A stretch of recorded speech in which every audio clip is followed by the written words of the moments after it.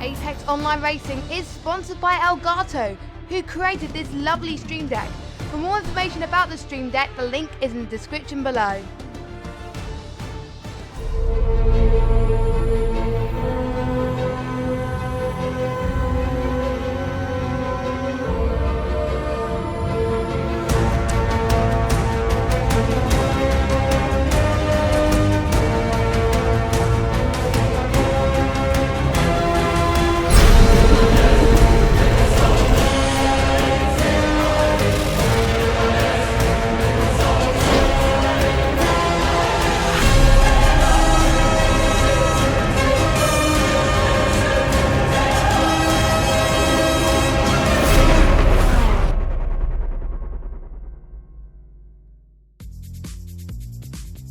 Good evening, ladies and gentlemen, and there's been an accident on my screen. A car's gone into the wall, but you can't see that just yet. And welcome everyone to the end of the first half of the season. Welcome everyone, indeed, to the Red Bull Ring. My name is Mr. Evil Dragon XXL. Joining me today, aforementioned, is the one and only. It is the best female commentator, the best woman commentator on PS4 that I know, because it's the only one I actually do know. And it is Mrs. Jess. Hello, Jess. Hello Evil, and I'm really looking forward to this track tonight, set in the Styrian Hills in Austria in Spielberg, and there's going to be some great overtaking opportunities, and there's going to be some rain involved as well, changeable conditions, and the first 90-minute race of the season. So it's going to be a lot of different for the drivers, no qualifying and reverse grid, so should be interesting. It very much is. Now, this circuit opened in 1969. The old Osterhout Ring, 5.4 kilometres long it was back then. That circuit itself remained pretty much the same all the way up to about 1994, 1995, when it was, of course, changed into the more familiar version, the A1 Grand Prix, which quite a lot of people, including myself, commonly know this circuit as.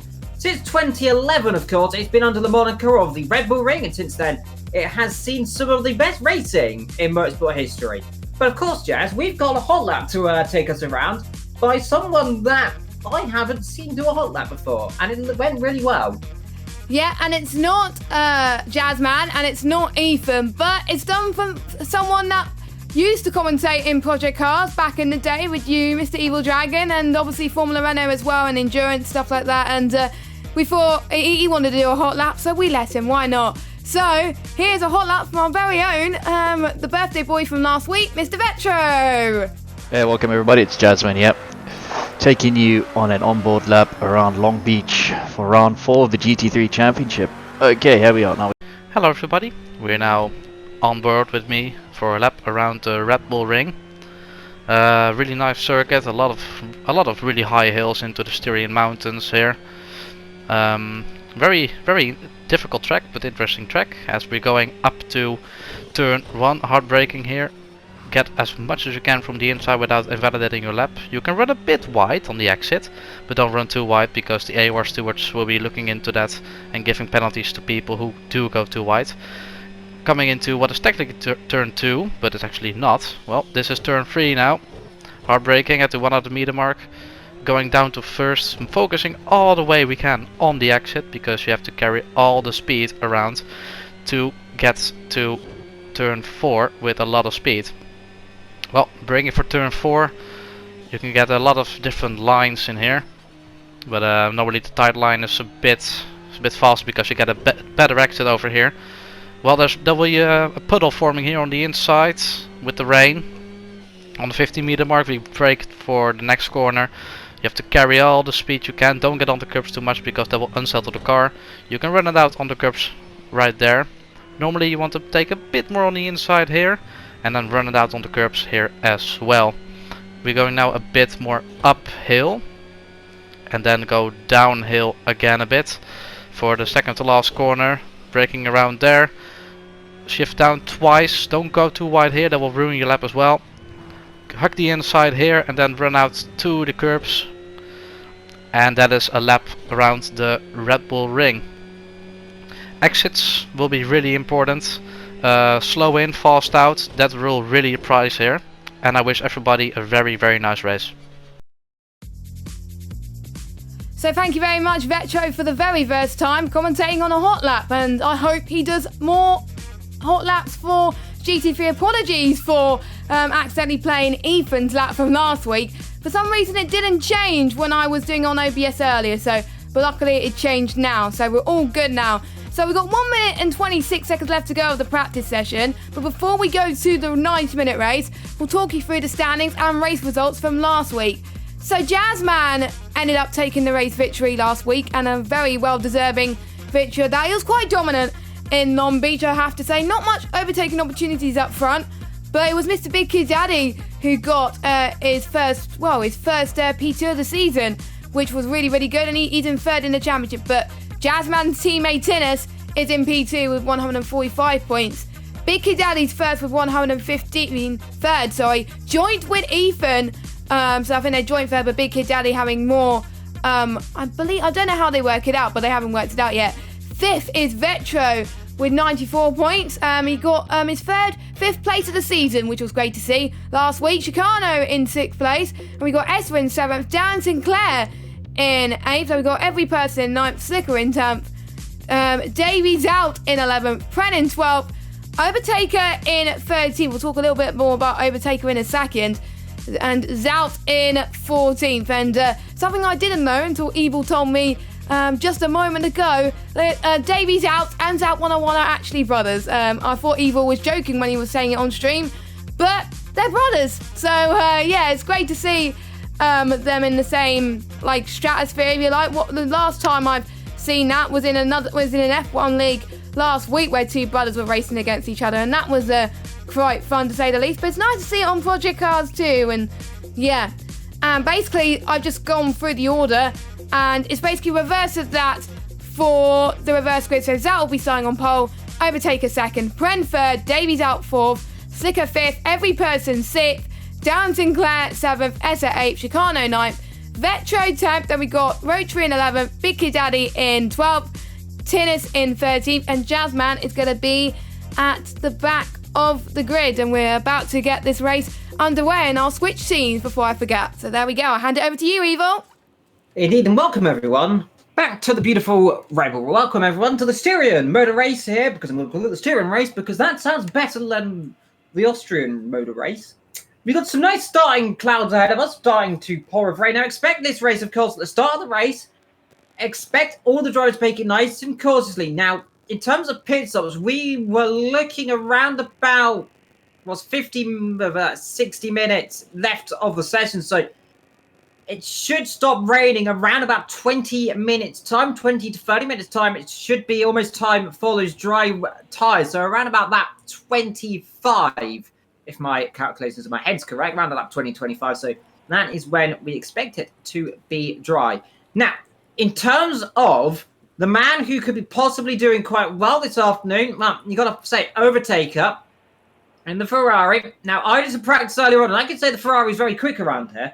And I'm not the best driver, and yet I was only a second off everyone else, which normally means either I've suddenly improved a lot because I'm playing ACC, which is a good game. You should sign up for that. You sign up for it. Now, about 160 people on the website, so don't forget to go and look into that if you're interested in doing that. Or B, the Ferrari's really good around here, and we're going to see some dominance finally for the second time this season from a Ferrari. Don't quote me on that, because I always curse everyone, and it's going to happen now today, because what's overtaking not win this race. Yeah, we made a lot of curses in the last race, and people, especially Vetro, said someone was going to make a mistake, and then boom, Vetro made a mistake. As the countdown has just happened, they waited 5 seconds, and everyone is just pulling off to the side now just to let people through and hopefully get in the right order. Overtaker's almost in the right order. He's just got to wait for Zat 101 to go through all the cars, which he's doing right now. And then that is his position as well. And then you'll be able to see Jazzman will be the last car as he's waiting for everybody else to go behind him, go into the back of the grid. So, overtaking opportunities today, I would expect to see turn 1 maybe, but usually you tend to make a little bit of a mistake in turn 1. So, sometimes you can go for risks there, but I would say going into turn 3, going up the hill, is quite a common overtaking spot. Obviously, when people were practicing earlier, they're winning a second of each other. So when there's a big train at the start, there's going to be loads of overtakes. Maybe we could see people go too wide into this hairpin here as we're riding on board with Zout now. And then once you go down the hill, we'll be going into turn 4. That is where we'll see another overtaking opportunity too. And usually in the dry, turn 7 and 8 will be the best opportunity, but, well, turn 8 and 9 as well, but there's a big puddle there, which could caught people off guard, so that'll be a little bit tricky, of course. But those are the corners to keep an eye out for overtakes, and that's why I like this circuit. There's more overtaking opportunities than most of the tracks on the calendar. Obviously, Spa as well had a lot of overtaking opportunities. We're there in a few weeks' time, but we're in Austria, though, don't forget, and yeah, Overtaker as well. I'm excited to see how the likes of Jazzman, Big Kid Ali and Tinus and Ethan do well from the back of the grid because they were so high in the championship. Indeed, we'll never expect anything could possibly happen. Watch out down into Castle Edge, turn number 1. Watch out for Zout. The first time this season the Mercedes will be leading the field, if I'm not too mistaken. Yep. Now, the question is, last time it led a race, it won it. That was over a season ago. What about this time? Can Zout 101 spring a surprise? Or are we going to see some interesting stuff? Ferrari, Bentleys, McLarens, Audis, Lamborghinis, Porsches, all to be decided here today. 14 of the 16 drivers. This time again, only 14 racers in the Series 2 have pulled out. That, of course, Archel and, of course, the other guy as well, which I've forgotten. I'll get back to him later on. Londoff, indeed. 14 drivers. Halfway through the season, whoever wins this one's going to be in a good situation. Last time we came into the wet, there was a massive accident. What about this week? Get ready to go because we are ready to go here in the Styrian Mountains, and we're underway then. Good start immediately then from Zout 101. Good start from Overtaker. The Ferrari's line astern then as he come up towards the first corner, up to Castrol then. But it's the Mercedes lead. Ferrari second and third there. That is Pren on the inside, on the outside there. Overtaker. One of the McLarens very wide in the background, but everyone clean through. One car in the background. Looks like one of the Lamborghinis of Tinnis a little bit wide. But crucially, Jazz, everyone up towards turn 2 correctly. The background, that looks to be Slicker or Essa going up the inside. 3 abreast there with one McLaren in the background. It looks like everyone just about slotting themselves through. Vector could start all the way up to 7th position there. 4 abreast nearly up the top of the hill there. But so far, everyone keeping themselves line astern. He comes down towards Remnus then for the first time. This is the tricky situation. Where do you brake in the spray when you've got 300-400 horsepowers pushing you up the rear? And I think everyone got through that absolutely correctly. Yes, they have, but Zout leads them through turn 7, I believe this is. Turn 6 and 7. Down into Berger then. So far, so good. Behind them there, Prent, and up the inside comes Overtaker into the outer corner then for the first time in this race. A bit of twitchiness there from the pair of them. But through into second position, Overtaker all the way back to where he started in second position. Good start from him then. Yep, indeed. It was nice to see him and Pren going side by side. It just showed that the Ferraris have got good horsepower here today as well. Meanwhile, Ethan's had a good start as well, up into 10th place. So both of the teammates of him and Vetro performing slightly well indeed. Car off, that's the McLaren. That is every person he's gone spinning around then. So he's gone off in the second last corner. Darren Sinclair, contact with Tinnis as well. One other car in trouble. I think that might be Jazzman having a bit of a twitch on the rear end of his car. So the 2 teammates, yet again, line astern of Tinnis and Jazzman. The last time this didn't end well, there's Ethan's up the road as he comes down towards turn number 1. Good start, though. The top 3 starting to pull away now a little bit. There is Ethan. He's battling away with Big Kid Danny. Now, these 2 have been, aforementionedly, they were completely the same position in the championship, both on identical points as their Vetro gaking up another position. He's now up to 5th position in this race. Stonking start from him as Ethan trying to go around the outside and goes around the outside. That is, was that Slicker in the wall? I think that was Slicker in the wall. Slicker in trouble. The Ferrari pointing backwards. Down at turn number 2. Now, what has happened for him? Well, turn 3, might I say. Now, what happened to him? He was side by side with Vectro. But what a start from Vectro and Ethan. 5th and 6th already, Jazz. Yeah, teammates are working together and giving the slipstream on the toe, and that's very crucial. And going from turn 3 into turn 4, which is the back straight, and you would call it the DRS straight if you're in F1 terms, that is very key in the wet because you're not going to rely on anything else too much. And that's what's helped Ethan and Vetro today because they're not that far behind of each other in the championship, and we can see one of the Zout brothers struggling, and we got Overtaker. That 101 up the inside, actually, Jazz of Overtaker. Overtaker got about 8. Oh. Gone wide. He got away with it, but he gets away with it. There's the other Ferrari almost into the back of him. Ferrari's looking punchy here. Zout goes a little bit twitchy. Overtaker low off the circuit. Now he might get himself in trouble. They've been warned all day long. Do not exceed track limits around this circuit. Penalties will be handed out if you're going wide consistently at turn number 1, turn 2 as well. There you can see Ethan runs wide. Now in the wet, they'll be more lenient than in the dry. Vetro all over the back right now of the Bentley. And Vetro's got a good shot here on the podium today. You never say never, of course. On the inside there, landed Fred, I think, on the inside of Zout 101. The Ferrari goes deep. The Mercedes goes side by side. There's clouting on the side of the car. And now, down the hill we go. Now, Merg versus Ferrari. The Ferrari absolutely ballistic down here in a straight line. Like I said earlier, about 140 kilometers an hour it does. Zout's going to have to be brave on the brakes. And let's see if we can squeeze up the inside. Careful not to run and steer off wide. On the curves, got to be careful there as well. Now, watch out for the puddles on the inside here because they'll start forming. And right now, this is probably the worst place. If I was Vector, I would be in a really awkward situation because this is not a place you want to be getting caught up in incident. Davey's out on the outside. Both the Zout brothers incredibly good right now to start this race, maintaining their relative positions. But up front, Overtaker's starting to pull that gap so far. But second, third, fourth, fifth, sixth, and seventh, all still in the big line, Jess. And this is getting crucial right now. Who's going to come out on top in this race? Yeah, indeed. Just watch out for the puddles, though. That's where a few of the drivers have made a mistake going into turns 8 and then heading towards turn 9. You can see the dirty air and the spray. It's just really hard for the drivers to see. So they really got to be on their A game. We've got someone going side by side at the front of these guys. I think that is Zout and Pren. So Pren trying to make a run into turn 1, and he does well. Look at this. Going through. The Bentley coming through. What's up for Vector? They're going to go 3 abreast. They're almost going to go 4 abreast on the exit. This is pandemonium up the hill. What's out here? 1, 2, 3, 4, 5, 6 cars in one shot. Down towards turn number 2. They're almost 3 abreast. He's getting pressed onto the grass nearly. Down the inside, Vector. Can he do it? Contact into the corner. Second bout of Cherry. Third bout of the Cherry. Look at Tinnis. Look at Tinnis. He's coming through as well. This is incredible stuff. And Tinnis, all of a sudden, he was down in 8th. Now he's in 3rd. Absolutely beautiful stuff from the young drivers here. Tinnis straight through then. Can he get 3rd? He does do so. Veteran, can he cover it on the outside? No, he can't. But Tinnis punching above his weight. When everyone else gets caught up, this is incredible.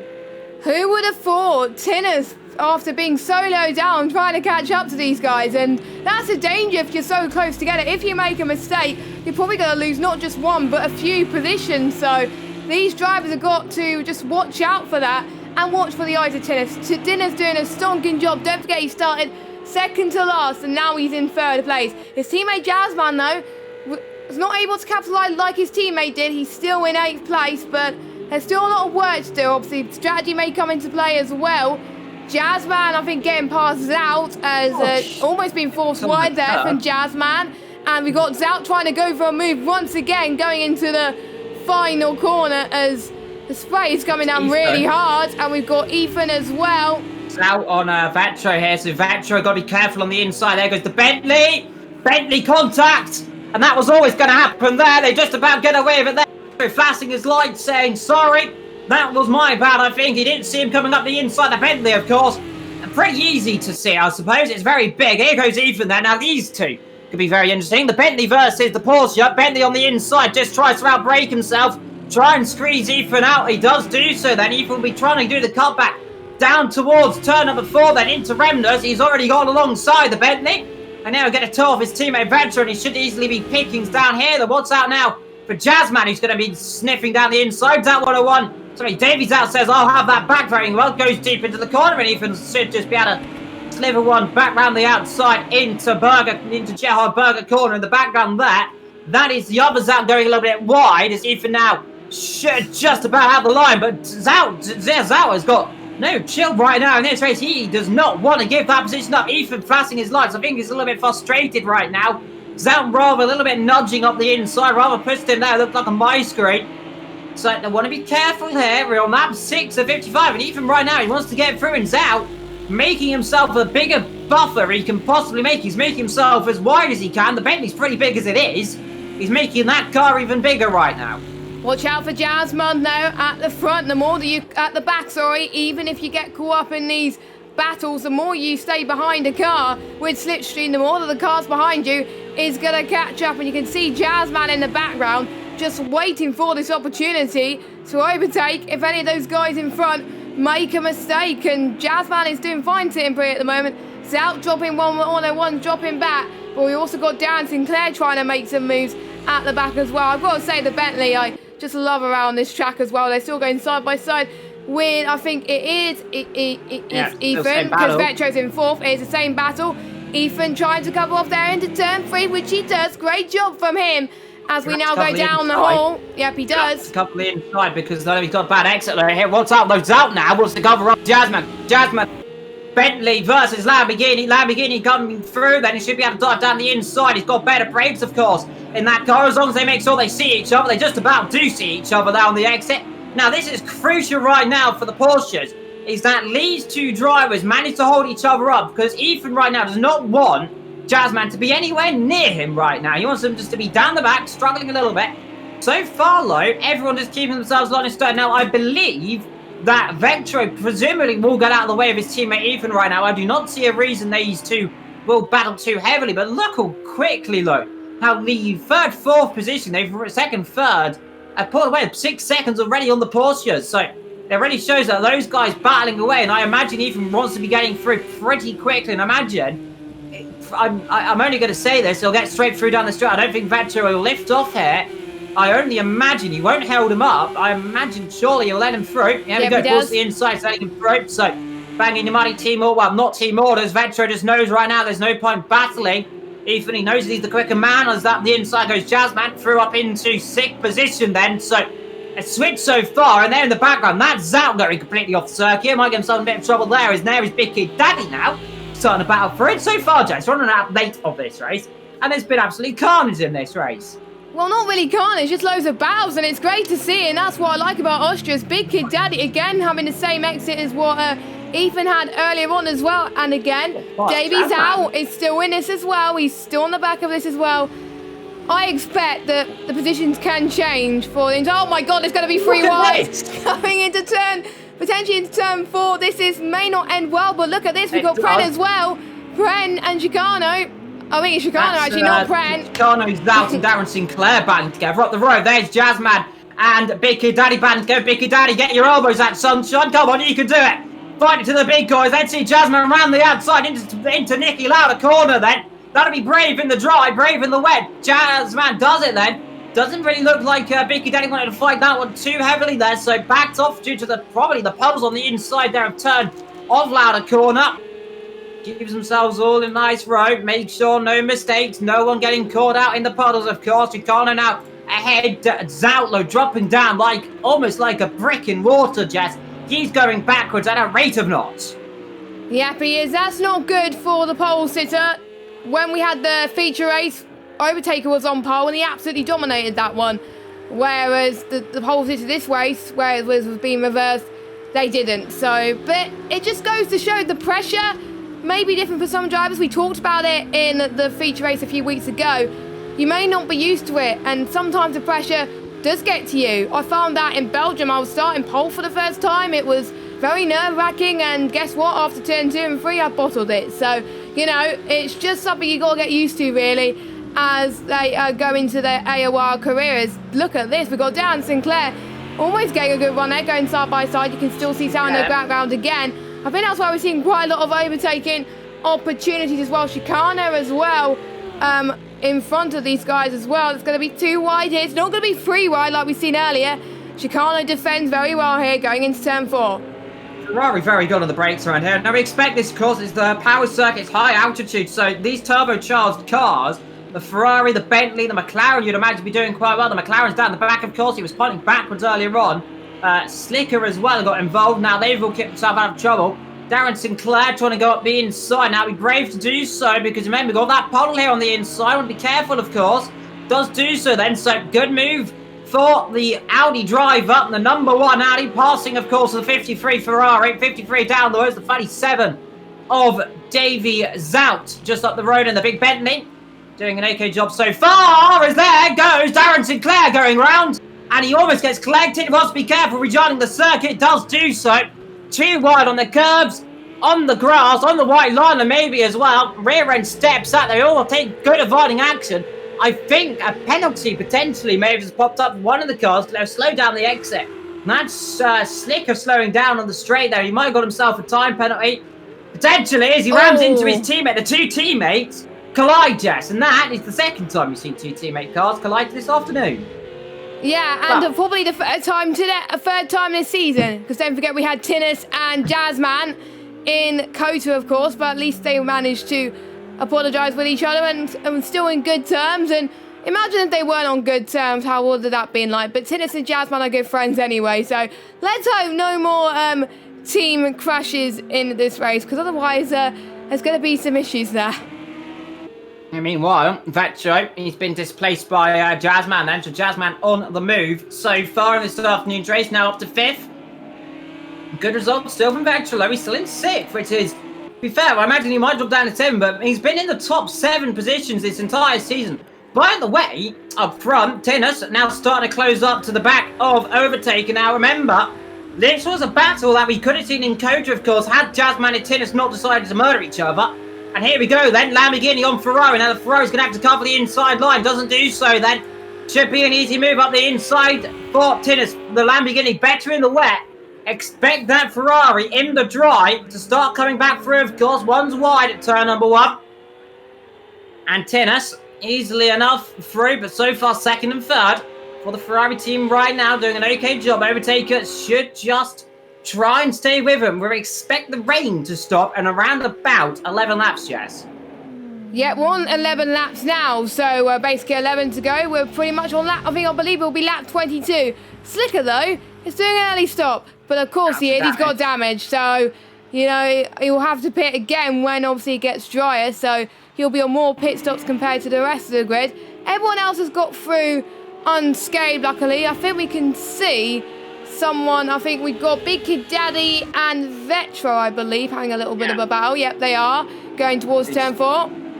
Still battling together, of course, from earlier on. Jazzman just up the road for the pair of them right now. Up front, though, Overtaker. Just got that gap up to around about, well, just down under 7/10 between him and Tinnis. Tinnis just got past just a few laps ago, just last lap, actually. Coming on to last lap down the inside to turn number 1. A rather easy move. Now, if I was Slicker right now, I'd be horrible, as their Vetro goes a little bit deep into turn 7 then, up into Nicky Lauda out of Berger. Up the inside goes Big Kid Daddy. Rather textbook manoeuvre for the young Englishman. Well, not the rather young Englishman, to be fair. And the rather more experienced, been racing, of course. His first season was season 1, according to a video I saw earlier on. As there goes Vetro round. Oh, no. And that is turn 7. Be careful here. He's right in the middle of the road. Good reaction there from Davy Zout to get out of the way of him. Does not collect him. Vetro again. That's turn 8. Second time we've seen a car going round there today. And I'm wondering, Jack, could that just be the conditions, of course? Now, we saw this before. Remember the Hockenheim a few seasons ago, Jess, where the weather was not consistent between everyone.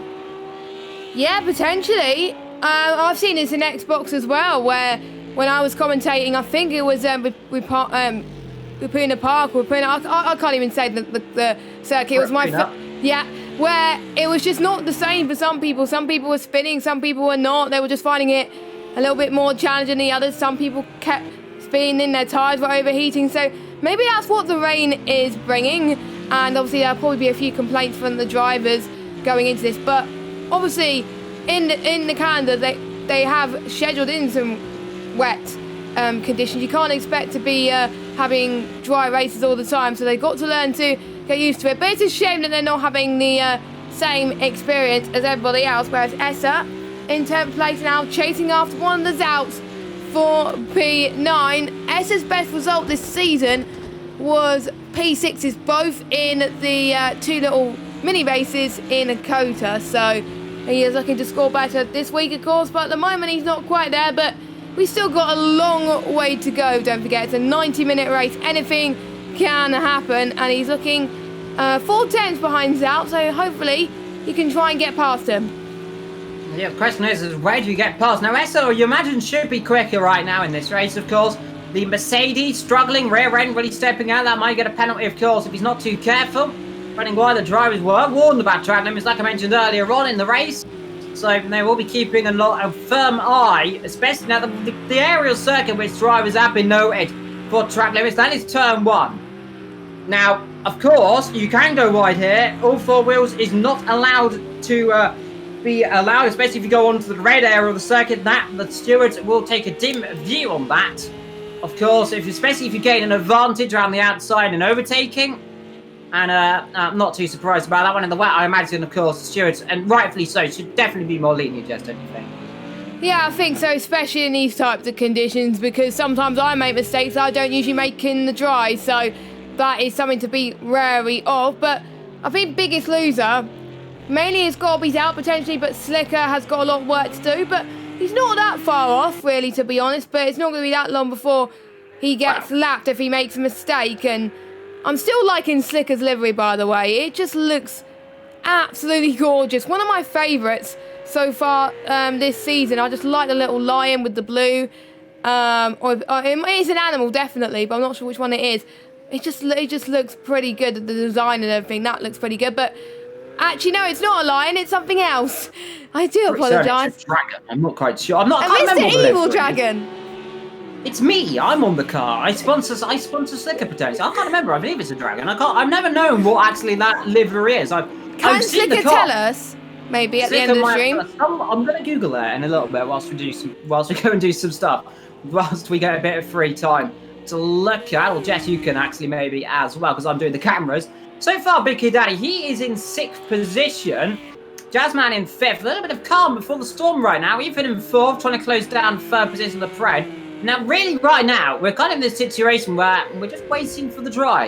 And that's always going to be the interesting thing, Jess. When is it going to become dry? Now, from practice, around about lap 24 was the rough estimate as when we believe drivers should potentially be coming in the pit lane, so around about 9 laps time. Yep, I'm thinking so for their first scheduled stop. Don't forget, stops are still mandatory in this endurance race, while of course it will be due to the changing conditions. You can't be on wet tyres for the whole thing. It'll just be an absolute nightmare. But it is starting to be more sunnier as the race goes on, so you can still see the spray on the car and a bit of rain. I'm gutted, Evil. There's no rainbows. I thought there would be rainbows when there's sunny and rain, but obviously not on this game. But yeah, it would have been an interesting spectacle. Meanwhile, looking up front, Tinnis has pulled the gap. He has increased the gap to 2.7 seconds. And Tinnis' fastest lap was a 1:34.8. His last lap. Overtaker 1:35.7. And there was other people in the 34th. We've had Ethan, Jazzman, and I think that's it. I think those are the only 3 in the 1:34s at the moment. I might have seen overtaken the 1:34s earlier on, but we'll see. Those are the 3 only in the 1:34s. But I think we'll see more people as the conditions get a lot better. Indeed, we'll start trying to figure out what livery this is slowly over the period of laps. I'm trying to see if I can figure out what the sponsor is. I can figure out what it is. I should have done this earlier, but I'm curious. I'll have now. a look on the driver table thing. It may tell you what the livery is. So Yeah, I will I have just- a look whilst you do a bit of talking. So far, though. So that 101, he's closing up, well, falling back rather than closing up to Dan Sinclair. A little bit of calm right now, Jess. Like I said, rain for this rain to stop. So far, Tinnis, like you said earlier, now over 4 seconds. Nearly, well, 3.5. So not quite 4, but not quite 3. 3.5 is ahead of overtaker. Pren right now, Ferrari's doing relatively well, give or take 2 of them right now down in 12th and 14th. 2nd and 3rd right now for the aforementioned 2 of them. Mr. SMM Rotary, he's currently in 4th position. Jazzman's starting to close up, Jess, and you got to wonder, especially right now, I think Jazzman may have a little bit more edge right now in Ethan, do you think? Yeah, well, I think so, to be honest. Jazzman, I think, is going to try and catch up. Jazzman has been the faster driver out of Tinnis and Ethan all season, and he was in a similar situation in Bathurst as well in round 2 when he caught up to Ethan and also Tinnis too, so potentially and Tinnis ended up winning one of the races too, so that should be interesting. And what I found was the livery that Slicker's got is AF Course Team. was what the livery is, and it's an Italian auto racing team founded by Amto Ferrari in 95. I'm just trying to find out what design they have, as in terms of the animal, but it doesn't tell you. But yeah, that's a little bit of information about that. Indeed. Well, that sums up what I've been wondering quite a while, what livery it was. I know it was a Ferrari. Well, of course I know it's Ferrari. It's on the Ferrari. Because if it wasn't a Ferrari on a Ferrari, but nonetheless. Vectro, he's having a battle potentially with Davies out soon enough. He's got that gap down to 1.2 seconds right now between those two drivers. Vectro down in 8th position. Now I'm wondering, who's going to risk it right now and go for those dry tyres? Well, not yet. It's done pretty well, of course. Expect the Lamborghini to kind of come a bit alive right now, but the Porsche should be able to. Now, on 29, Ethan will be able to set earlier on in the drive. The drive pace is where we're more likely to see these battles opening up. The cars definitely more coming alive right now. Further down the field, we've got every person right now on the back of Chicano. Then the number 29 Ferrari, if it's not mistaken. It's definitely... Is it number 29? It's number 53 Ferrari. I might apologise. All the Ferraris look very similar, I might say. Yeah, they do, and that's why it gets a bit confusing. And all we know is every person's number 6. That's clear. I've got the numbers on the screen as well. Well, not on the screen that you can see on stream, but on my screen, so I should be able to see that. And here we go. We got every person trying to make a move on the Ferrari. Usually the Ferrari's a lot faster here. As every person cut in the pit lane there. That might have been a bit dangerous if people were going to the pit lane, but luckily no one was going to the pit lane. So every person was able to take that opportunity and get past Chicano, doing very well for himself in P12 then. Let's see what Jazzman could do with Rotary then. It's around about, I'm just trying to do the maths here. It's about a second now between those two. So I wonder if Jazzman is going to set some, well, Jazzman 134.5, Ethan 134.2. So Ethan just eating a little bit into the time. Maybe Jazzman made a bit of a mistake, we don't know, but now Jazzman's gained a bit on this lap, so maybe Jazzman's faster. His Chicano's gone off. But what I've noticed is, Evil, there's some bits of the track where it's so dry in it, but there's some bits where there's still spray. So that's going to be tricky for the drivers in these wet tyres to have a mixed track. I would have found it way too difficult.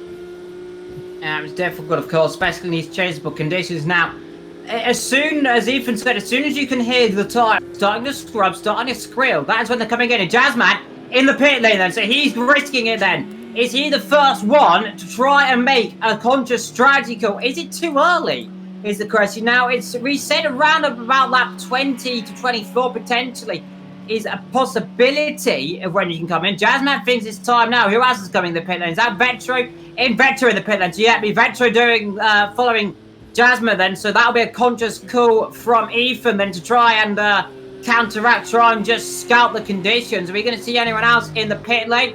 Not everyone else then, so only 2 in the pit lane right now. Jazzman and Vectro 42, of course. The 666 is gone. And now in he comes then. Should put in around about 15 litres of fuel, of course. You will need to pay for fuel in this race, unlike other races. Put the dry tyres on. And then go back out again. There goes Jazzman, straight back out then on the soft compound tyres. Track temperature, we believe, will be around about 15 degrees C. To around about 19, about 21, 22 actually, I think, more accurately, 15 degrees ambient temperature. So, relatively cool conditions here on the Styrian Mountains. Question is, though, and we'll keep an eye on it, is what Jazzman's pace will be, and especially, I expect right now, the top 5 are all going to come in. Tinnitus is going to come in this lap, I surely imagine. Yeah, I think so as well. Yep, he is. I think Ethan's probably going to do the same. Overtaker stays out, though. He is staying conscious. Oh, no, he's not. He's going in. Not going to do that. That's going to be a penalty. Now, call to the pits. Now, that's got to be a penalty. That will be a penalty. You're not allowed to do that, I believe. Now, I don't know if the rules dictate stopping that late or not. However, he might get himself in trouble. All of the drivers will be watching this giant puddle. You'll see him pull sharply to the inside. Just missing that puddle right there because it really spits your car off as straight through. The puddle does go big. Daddy gets away with it. Now, it could be a slam dunk penalty for a pit lane infringement. I don't know. The stewards might take a dim view on that. However, That looked a little bit late for me crossing the line. Now, normally if you're going past the pit board, you're not really meant to go through that. As out comes Ethan, in comes everyone else. This is almost that kind of messy situation. BK Danny, where's he going to slot out on all of this? Should be around about 7th position. Where is Vector in this? Where is Vector? Where is Jazzman? Well, they're coming through the star line right now. They've lost heaps of time. Yep, they have, as Slicker, I believe, will be going into the pits as well. I've been looking on the AOR forums at the moment, Evil, to find out if there's any clear rules about this, and it's clearly not. But I know in F1, if you do decide to commit to the pits too late, you do get a penalty for that. So I wonder if that will be taken into consideration for Project Cars 2. The only rules they were given before the race was when the lights go, well, obviously, to wait for the 5 seconds in the formation lap. They've done that. And I think that was mainly about the start. So, and there was also about, I think, a few people were worrying about the track limits. Any repeated breaches will be penalised. So I'm guessing if he does it again, he could be penalised. But I wonder if there was a car right in front and was about to do a move or actually going into the pits, that would have been damage, maybe. But I think he'll just about get away with that. So he's a lucky boy. Maybe Sound staying out on the wet tyres right now. Very interesting strategy. Now, Pren, 10-second time penalty. How? For Pren right now is there Zat 101, both the Zat brothers staying out extremely long. Now, I'm wondering, Jess, what are they trying to do right now? So they're dressing out if the circuit's drying. Unless they've got some kind of strategic value right now, I'm wondering why they're staying out, because they're going to drop down quite far down. Ethan's should be coming through towards the start line right now. He's just behind overtake. It should be very close right now with the AF Corsa Ferrari of Trent. Should be side by side, potentially down into turn 2. Now it looks like he's just got ahead just about. So everyone in line astern then. 3rd, 4th, 5th and 6th. Well, not 3rd, 4th, but 4th, 5th, 6th, almost 7th right now of Jazzman. Every person in the pit lane then from 8th position drops himself down the pit as well. Essa in as well. Jazzman in 7th, Biggie Daddy down in 11th position right now for the other Lamborghini, the number 63 Lamborghini right now dropping down the field, puts himself in 10th. And 2 Lamborghini, might I say, actually. There was a 63 car somewhere in this lobby, but that wasn't Big Daddy. I was about to say that, so... Vector all the way back up to 8th now, so he's put himself down. Sinclair just behind him. Essa in the pit lane a long time. Damage, maybe? That might be for damage. Yeah, I reckon that might have been for damage. So, out he comes then. The number 86 Porsche out on the circuit right now. Jazzman on the back of Fred. Ethan's now dispatched of the Ferrari then. Now, that's just crucial. Now, Ethan said earlier on, he's got some good dry race pace.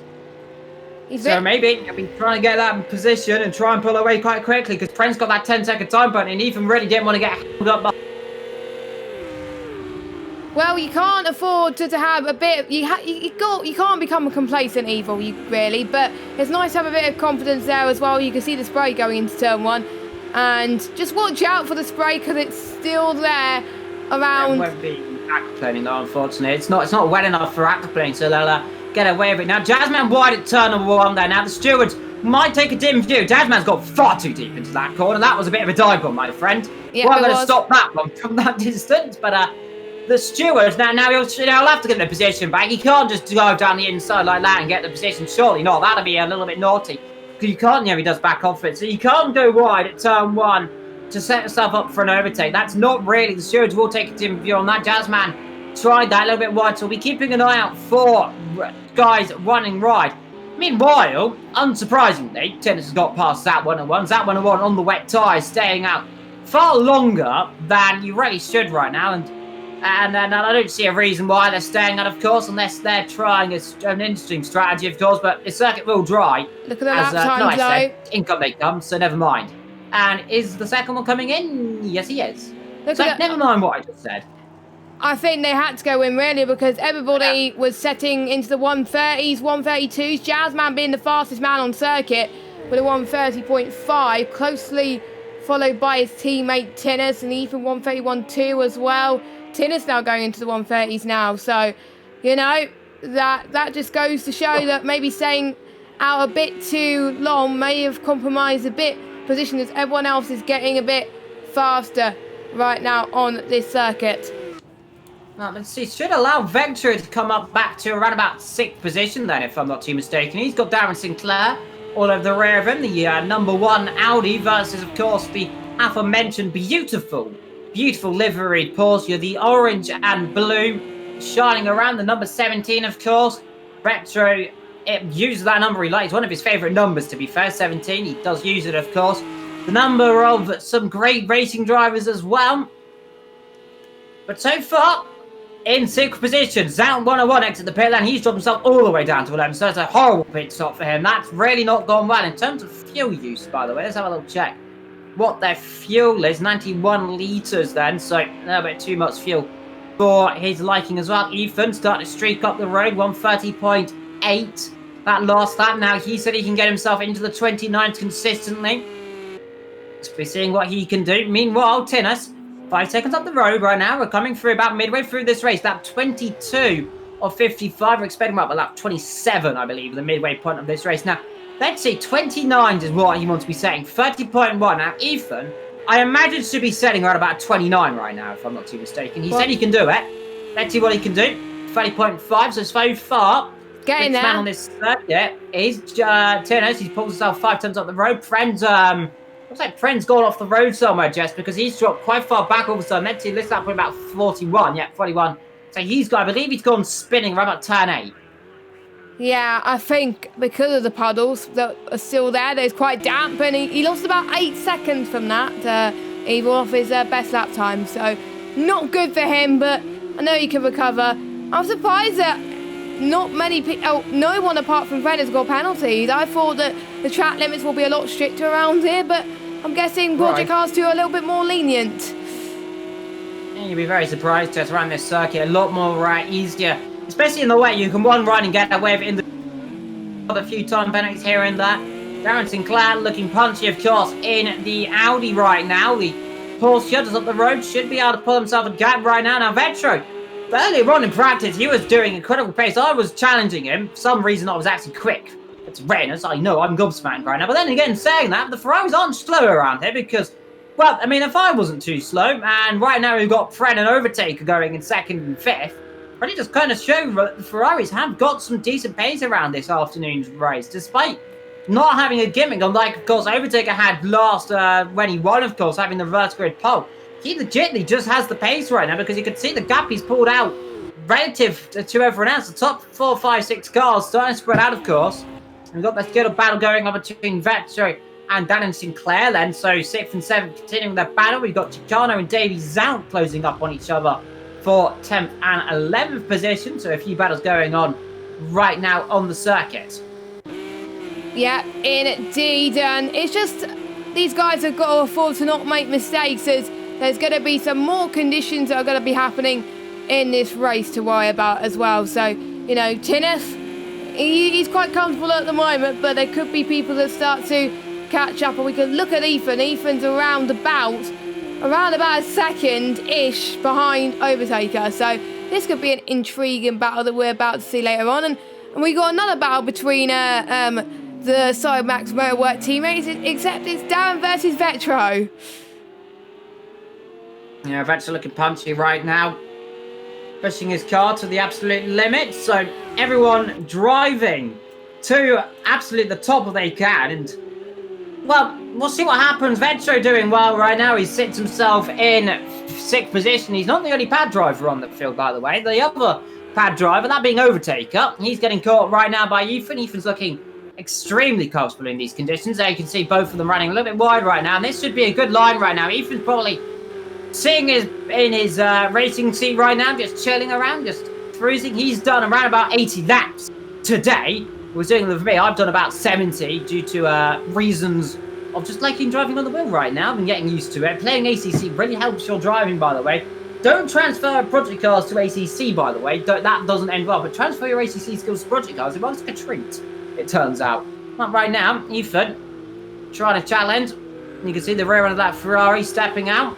And you can just see, Jazz, the sunshine in the sky. Now, it will start clouding over around about 40, we believe. That 14, it should start raining about that 46. It won't become wet enough, of course. It won't get heavy enough rain to make an issue. So the drivers will get away with that one. But it just seems right now that Ethan, 29.8, quickest driver on the circuit. He's got some pace today. The question is, like, 6.7 seconds off the lead, Jess. Tinnis needs to make a mistake or go off the road, really, if anyone wants to challenge him.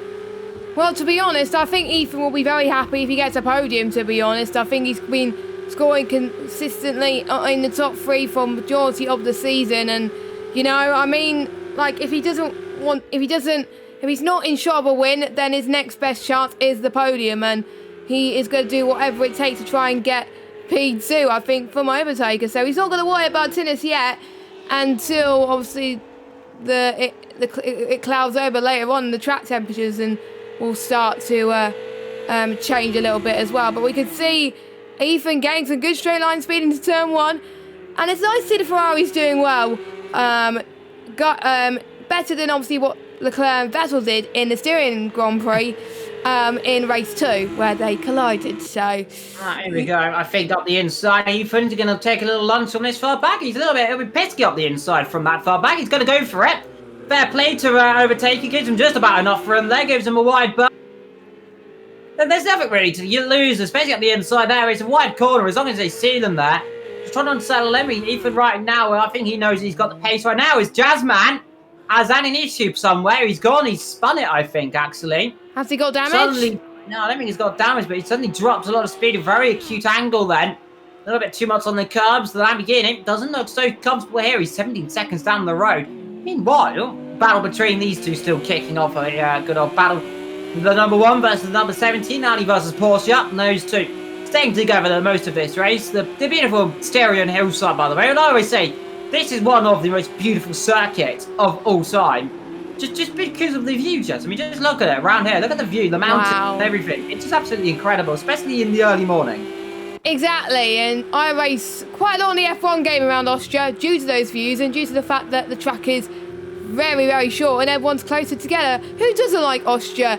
It provided a great race in real life for the first race, and we were all lucky to visit it twice. Shane, the second race wasn't as good, but the first race was absolutely fantastic. And to be honest, I would like to go to Austria one day and see either the F1 or the MotoGP or any racing series around here, because that will just be a dream. Obviously, we're not that far from the border between Austria and Britain.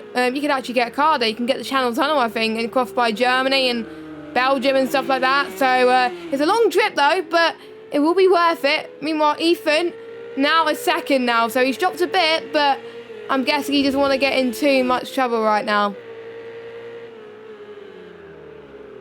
Indeed, well, I'll keep seeing what's going on around the circuit. Only the battle still going on. That's Darren Sinclair versus Vector. They're saying that Chicano's starting to get closer up on the back of the Bentley. And up the inside, I think, goes the Ferrari. Mega straight line speed down towards turn 1 and straight through Chicano up into 10th position. So the Bentley, turbocharged versus turbocharged, I believe those two are. One's sleek, one's boxy. The boxy one, always pretty nifty in a straight line, to be fair. The Bentley, it is the second quickest car after that Ferrari. Has maximum velocity. Try around the outside, he might into turn number 3. Brave to go right around the outside, because the Ferrari will squeeze you a little bit wide down into ram this into turn 4.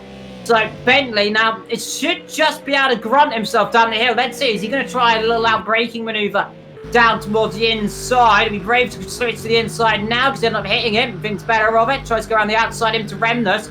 Trying to put himself up and let it go. So Chicano squeezes Davy Zout out. Pretty good stuff from the Ferrari driver.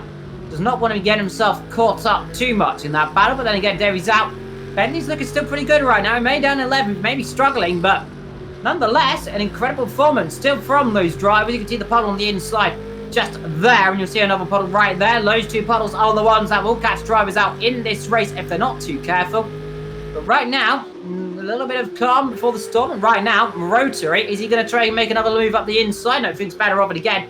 They're on the brakes from overtaker. Goes a bit deep this time around, but again, covers his line.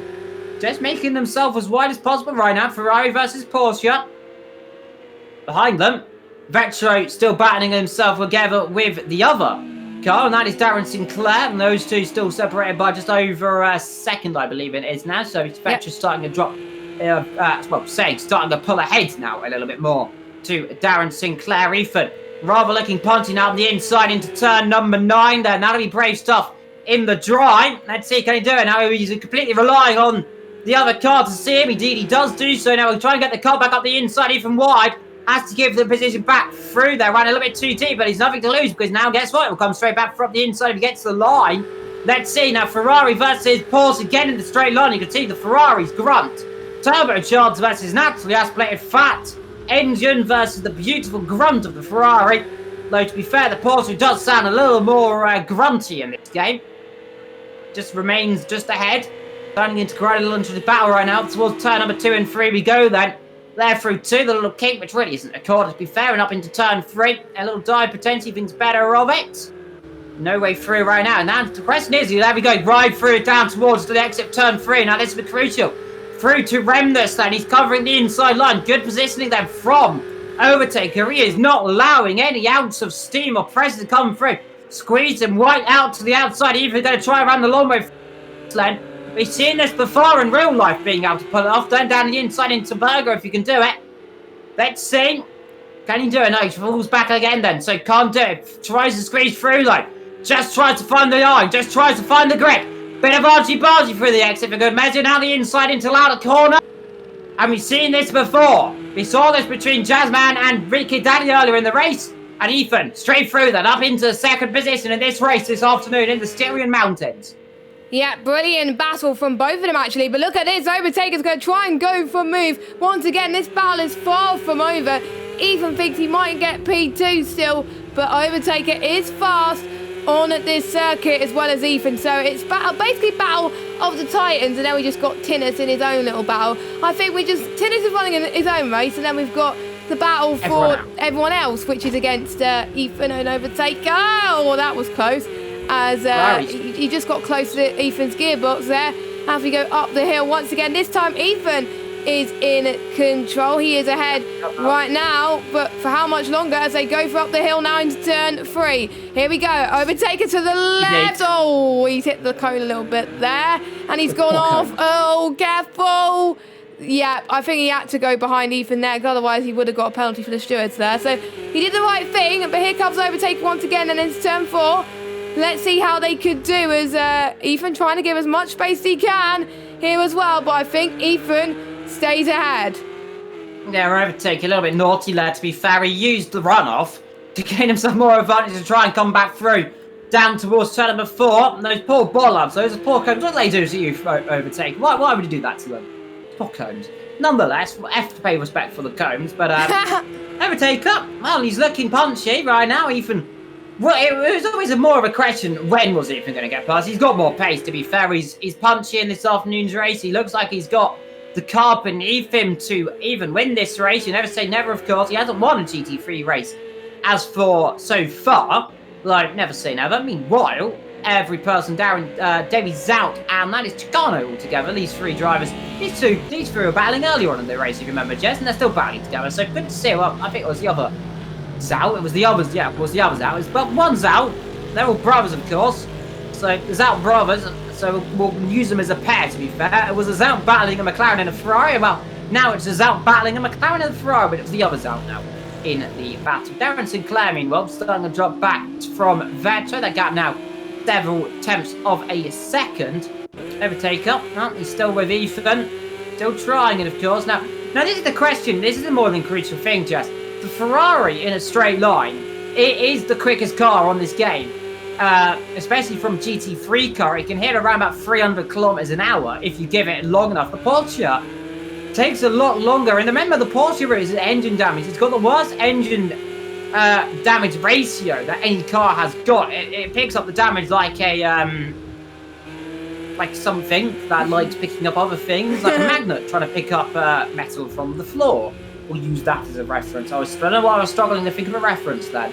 But yeah, you get the point. The Porsche really does pick up engine damage quite quickly. It could potentially cost Ethan in the long run, but I don't think it'll only really cost him at the high-end speeds. And well, this circuit, you're not really maximizing the speeds. Overtaking a little bit too high.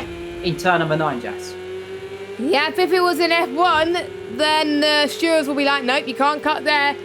You'll get a penalty. Overtaker did not get a penalty there, so he still gets to fight Ethan there. And all this battling has allowed Tinnis to stretch the gap to 9 seconds. That is just absolutely crazy.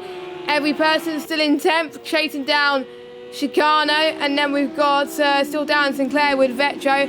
Darren dropping back a little bit, but he is gaining in certain parts of the circuit. It'll be great to see some more battles from them two. I'm liking this race so far. It's been battle after battle after battle, and we're not sure of them at the moment. Obviously, there's still some people running on their own, like Tinnis, who is in the lead, and then we've got Slicker that's in the background in last place, which is a shame, but he's still keeping going. And we got one retirement. I just noticed that. Who's that? Let's see. That is Essa, I believe. Oh yeah, sorry, I only just realised that. I just looked at the times and we only had 13 drivers, so I think that probably been after he went to the pits and realised that the damage was too much, maybe. Hopefully you can let us know in the PSN chat or even in the YouTube chat telling me what has happened to him. I'll find out at some point in the race, but yeah, Essa might be tuned in, so he can tell us.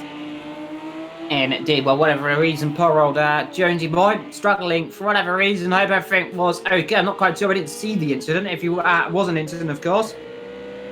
So far, it's starting to get a little bit quiet right now on the circuit. Every person still challenging down that Ferrari. The McLaren's starting to come back through after its spin-a-rooney round into turn 7 on lap number 1 or 2, I believe it was, struggling rear end in the wet.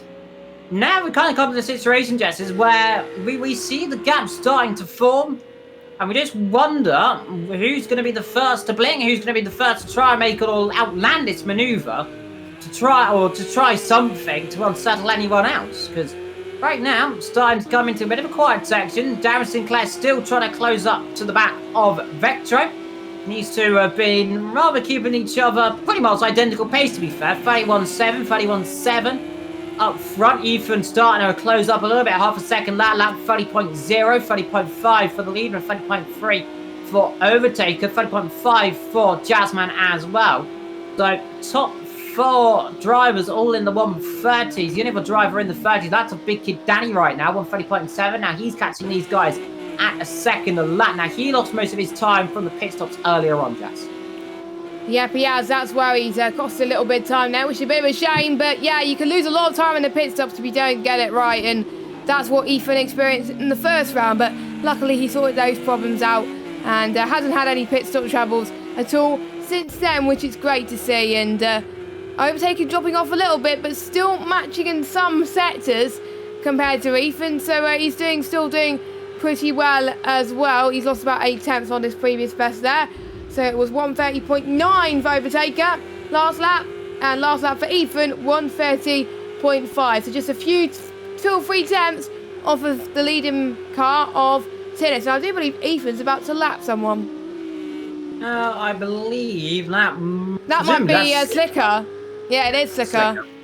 Oh, let's go to that camera. And that Ferrari, of course, looking worse for wear. The old Dragon car, I believe it is. It's, yeah, of course, a Dragon livery for the Blancpain GT series. I think it's 2016. The Fire livery, I always call it. It's one of the more. It's kind of more of an Asian spec livery. It's beautiful, of course. And well, aforementionedly, we go from a very beautiful livery to one of the more plain liveries, but still rather iconic. It is the Audi Sport livery, of course, the number 1 Audi Sport car. Plain, simple, but always effective, beautiful from these manufacturers. It's almost like, remember, the Porsche in its original form of its white, red, and black. Of the quite little liveries, they tend to like the white and red and black, don't they, Jess? Yeah, I like that as well, to be honest, with these types of cars. I like driving white and black liveries at times. It just makes me feel empowered in a way too. So I'm not surprised why Darren Sinclair went for that. But meanwhile, every person, again is trying to go for a move on the Ferrari, and he's still in 10th, but he's still going to get some decent points nonetheless. And if you finish a course, you will get points. If you don't finish, you do not get points. Pretty much everybody, I think pretty much almost everybody finished last time about in the race, which was great to see. As Overtaker's caught up a bit to Ethan again, so he seems to be picking up the pace again. Let's see what his last lap was, Overtaker. 1:34.8. So yeah, Ethan 1:30.2. I think that was more of just the speed into the hairpin. I just noticed the pop-up then from the telemetry saying battle, which normally indicates they're within about a second and a half. So you know when there's a battle going on because you'll see. Well, also I don't know if you just can see the little pop-up saying well the cars are battling, but no, I don't have a word saying battle. So no, I have a word. I have a nice indicator that says battle going on, which I like. A nice big triangle of an exclamation mark. And Ethan now is about like 1.2 seconds. So those two together have person. Meanwhile, he's only a tenth behind the Ferrari right now. Is he going to have a little lunge into turn number 3? Let's see. He'll be a little bit desperate to go from this far back. He'll end up punting poor old Ferrari into Narnia, into the Shadow Realm, and please no punterino every person, because they don't want to be doing that on the poor old Ferrari boy. Yeah, of course. So the number 50, I believe that car is. It the 53 or is it the 50? I think it's the 53. It's the 53. Is it the 53, Jess? I think it is. It is the 53. Good. Yeah, I know my numbers. Right. Yes, today. Evil. 1-0, 6. Evil. To you. Brownie points you get. Well done. I like brownie points. Actually, don't. Well, it depends on brownies. Why chocolate brownies? Chocolate. Best brownies. Chocolate brownies. I mean, you can't have any everything else than brownies. If you have anything else than brownies, you're weird. Exactly. So, Yeah. Nonetheless, every person's still battling away. Darren Sinclair, meanwhile, still trying to close up the fence. Only 2 battles going on the circuit right now. 20 laps to go in this motor race. Steering hills and well, the crowd looking rather static, as per usual. They have no excitement. It'd be good if they move, but they're looking a bit bored, the crowd right now. That's a shame. I wish they would do. Well, to be honest, if they were moving, they would do Mexican waves, Evil. So I reckon Mexican waves would be good. Shame the cars broadcast through. I mean, I don't know if they have AI. Crowd. They might. I don't know, but I haven't played the game, so. They're very interesting. The HCC ones are scary because they're like weird, gluey, blobby mess things that move, and it's terrifying. I have to terrify me. Reminds me of the old Gran Turismos back in the day with the 2D textures. Nonetheless, though, talking of 2D textures. Let's go and look at some 3D textures, because right now, Darren Sinclair and Vetch together, they're not 2D, they're 3D. Though right now, Vetch is probably feeling a bit 2D after the spin earlier on in this race, lost him about 20 seconds, and managed those 20 seconds have been around about where Friend's right now. Friend seeing himself in 5th for that 10-second time penalty. Is that 101, the only one with a penalty, that presumably is about 2 seconds. Yeah, 1 second there, but Darren Sinclair looking like he wants to try and get through, but again, Vetch just holding his line right now, just keeping himself rather as wide as he can. Yep, he is. Vetro not doing too bad in terms of defending as he goes off, and so does Darren as well, taking a similar line there. I think Darren was following Vetro there, so that probably compromised both of their runs. But Darren now just 2 tenths behind now 4 tenths. You can see the bonnet of Darren Sinclair. Lovely redness there. I like it. But he's dropped back a bit, so I guess he's lost a bit of time. But meanwhile, we got another person that's got a penalty, and that's Zout in 12th place. Second, so that's a penalty. Is up the inside. Almost attempted. Goes Darren Sinclair, breaking late in the outing. So the Audi looking like it's got brakes, at least today. Ethan was. I was talking to Ethan earlier. He said that braking can be quite difficult in these conditions. Of course, despite it might be dry, but down here it's a lot harder because remember you're braking downhill and. Especially where, if you're new to motorsport, braking down, well, even generally if you're new to a car, braking downhill is a lot harder than braking uphill because you're carrying all that weight is going to push you down the hill. Is in the pit then comes Overtaker. Is that for that is for damage. Now, well, I'm going to say it, Jess. I've cursed him, haven't I? Because I said he had a chance of winning. Now he's in the wall winning the pit. So, oh dear. That is 2-0 to you, Evil, with curses today. Yeah, 2-0. That's it's not going well. Meanwhile, Vectro, well, this is pointing the right direction still, earlier on. I don't say anything more about Vetro climbing up because you done something bad to Overtaker. We don't want to see something bad happen to Vetro. Well, you know what though? He's a 5th again. He likes this. He likes fifth. Yeah, he does. Fifth. That'd be sixth for. I don't know how many times. Fourth. This will be the fourth. This will be the fourth if he gets fifth today. Yeah, which maybe he might, but poor old overtaker. We look at, I don't know where he went off then, or how he's gone. I reckon he's standing to turn 7. I reckon that's where he's gone off. You could see it. Well, you could try and find a car going through turn 7. This corner here. This is turn 6. We're running the board on here. That's yeah, Ethan. that might have been it actually, because I've seen quite a few drivers getting caught up there. I've done it a few times. You get caught up with that one. It'll either chuck you to the, or most likely chuck you to the side because you're not really going to spin into the wall on the outside. You're not going to hit it. You won't get enough momentum. So I'm assuming that's the only way he could hit, and that's brought him right down to the back of the field. So that just shows you, Jess, if you make a mistake, then your race is over from that point. Because look how far back he is. He's all the way down, what's 12th position. He'll come out, I think, 12th, 11th position. He should easily make way of the Mercedes, of course. Ethan's going to come. Ethan's almost a lap ahead of him now. That just shows you how much time you lose. If you get trouble here, Jess, you are in a world of trouble. That is Darren Sinclair, still at the back of Vetro. That is a shame for Overtaker Evil. He was running so well. He's looking on course to get in P2 or P3, and then boom, a mistake, and that's costed him. It could have been on for his second win, but no. Darren Sinclair looking very good going towards the final corner here. Can he make the lunge into the start finish straight there on Vetro? Nope, too further back. Vetro's still holding on, only just though. I'm seeing that the Porsche is probably a lot better than the Audi at the moment. So that's what's helping Vetro on the straights. Now, meanwhile, I'm just had to peer into the chat for the first time in a while, and that's Esther in the chat. Will disconnected in the pit, and then again into turn number 1. That's the reason why he disconnected. It's a will disconnect issue. So, unfortunately, technology letting him down. And look at the poor old overtaker. The front of that car looks like he's punched the front end of a donkey in. And, well, I suppose I mean, at least a donkey's quicker than the real life Ferrari. I must say, though, if you have looked, and I know this isn't F1 channel, it's a GT3, but do look at the Ferrari F1 livery for this weekend. It's gorgeous. Absolutely gorgeous. I think it's lovely. It's a beautiful, pearlescent, dark red livery, which is the one I like. Meanwhile, to the Ferraris, while it's going up. Shouldn't really be able to do that one down the straight. Let's see Merc versus Ferrari. Let's see if the Ferrari should be able to Merc the Merc. And let's see Mercs him off in the straight line. The Ferrari, no, never mind. You can see Mercedes trying to come back through. And behind them, Ethan just sitting back going, oh God, please don't collide and come straight towards me.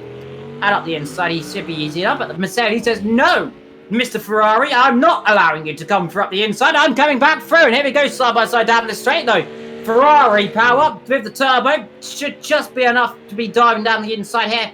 Should be enough to get past though. Then again, tries to cover him off. There's a bit of contact into turn number 2 for 4, might I say. And finally, that overtake is done by Overtaker and back through up into 11th position. But rightfully not where he should be. Definitely not as well. We're in crunch time of this race as the Zao has almost gone off there. And we got to keep an eye out on Ethan as well, and the guys that are a lap ahead, they've got to get past this traffic as well. And I think you wouldn't want to be stuck in this traffic when there's a battle going on. You're going to be held up so much. And yeah, but luckily Jazzman's only I think about 9 seconds behind, but you never know. He can eat in a second per lap. He's got some clean air, so that may hinder Ethan, but we shall see. But Titus is on another level. He's not an alien because he's not from a different planet, but he's definitely on another world, definitely. Well, especially not Jasmine last week. Now, I was speaking to Ethan, of course, and as we mentioned on the stream, last week he did get damage, of course. That's why he lost so much time last week. So maybe he could have been a lot closer. Well, today, Porsche's looking closer, and right now he's just got this gaggle of cars right in front of him. Now, blue flags, and I believe they should get out of the way pretty quickly down the straight. I don't see any reason why they should hold them up, of course. Ethan has had bad experience with blue black markers and blue flags, and right now that's the livery, of course, the blue Falcon Mercedes that he raced before. The black Falcon Mercedes, which he raced for a long time ago, and this is a really awkward place to get through. And when we're getting out of the way, my friend does do so quite good then, so he gets out of the way pretty early. That's one car, next car, that is going to be Overtaken. Right now, I don't think Overtaker should just be able to pull that gap right now with you. Even they're about the same pace, so in theory, as long as he keeps himself around about this pace right now, around about this gap, doesn't make a mistake, he should be fine. We've got a car off the last corner, Jess. I think that might be. I'm wondering who that is. We had a car off last corner. We did see Overtaker getting a penalty as well. But was that from earlier on?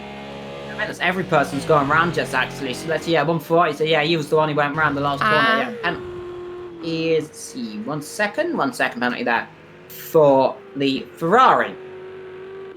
Being a bit naughty. Down to Claire and Vettel. They're still together. These two are like inseparable, like twins. They won't leave each other alone. They're like hugging each other. They're like get close. As long as they brothers. get too close, 2 meter rules. Of course, you can't get too close because you might get yourself in a bit of trouble. But as long as you're not with more than 6 people, it's fine. So, like earlier, whenever it was like in a big bunch together, as long as they're not doing that in real life, that's fine. Nonetheless, Darrington Clare closing up on Vettel. Gap is what 2 tenths of a second. Got to exit right now from the Audi. Let's see, Vettel will have to cover the inside line. Let's see, he'll just move slightly, force him to go left, and now Vettel slightly squeeze him a little bit. Nice does him, puts himself right on the curves, and let's see Darrington Clare falls himself out wide. We're defending from Vettel right now. We're putting himself, he's rather come alive this season. Now, I was speaking to him last season, and he said he felt really down, he didn't really feel confident in the car, he felt it was just going to be backwards all the time. This season, he's having a whale of a time because he's got a teammate that he likes and works. He's got a teammate that's reliable and will continually score points all the time, unlike his last teammate, who was, as Ethan said, wasn't the best teammate, but he wasn't the worst teammate. But that driver now is retired from motor racing. He's gone to play GT Sport, which is a game I don't like because Darrington Clare almost decided to remove the rear end of Vectro. That almost ended up in a shunt. Thank goodness it didn't there, but that means they're a bit less together now. They're, I think, within the 2 meter rule, I think, at the moment. Now it's a 1 meter. Yeah, it was under a meter. Now it's about 4 meters. Well, it's more than 4 meters. It's more about a lot more than 4 meters. 2 meters is about the length, about the length of these cars, to be fair. Oh yeah, good point. Yeah. As long as they don't get too close, they'll be fine. Fred, meanwhile, he's rather he's lonely right now, isn't he? Poor Fred. Look at him. He's like, his nearest car too is Jazzman. Jazzman's rather lonely right now as well. Fred's like in the middle of no man's land. Then we've got kind of Ethan's quite lonely as well now with Overtaker out the picture. Here he is. He's got 9 seconds and about 9 seconds up the road. So he's really just in the 9-second land right now. He got 43 out of 55. The cloud's starting to form up in the sky. That, of course, is due for rain, but it won't get too heavy, so they don't need to worry about that as the race comes on. The clouds will come in, so the track will cool down a little bit later on in this race. Coming down the field, by the way, we've got Davies out, every person overtaken. That's a battle for 9th, 10th, and 11th position. As Overtaker rather exceeding the track limits, right? He might get himself a penalty if he's not too careful. Now, the stewards did say track limits don't really take the mick out of them, so you don't want to be going too wide every corner. Right now, that's 4 corners in a row he's gone wide, so I think the stewards might have a little luck at some drivers if they report it, of course, and the stewards do strongly recommend if you see an incident, do report it, even if you're not at fault, really. You just report it because you never know. It's always something pretty good, and the stewards can learn from it as well. So, report incidents. Meanwhile, Darrington Clare and Vettel are still together, Jess, and these two are really providing the only battle going on in the circuit, apart from Overtakers closing up back through the field. Yeah, it's great to see. Luckily, Darren is still able to close in on Vetro. That mistake didn't haunt him too much, I've got to say. And Darren's best result this season was P4, so he may not get that today, but he's been scoring. Let me just have a look at his past results. Actually, he's got 11th, 5th, 11th, 4th, 9th. So not too bad, I've got to say so myself. The 5th place he got was in Bathurst, so I could see why he would get 5th here as well. But I know he wants 5th more than 6th, but 6th will still be a good result for him as he's in the mid pack of the championship at the moment. I'm up 3 tenths still behind Vetro. Vetro just holding his line right now.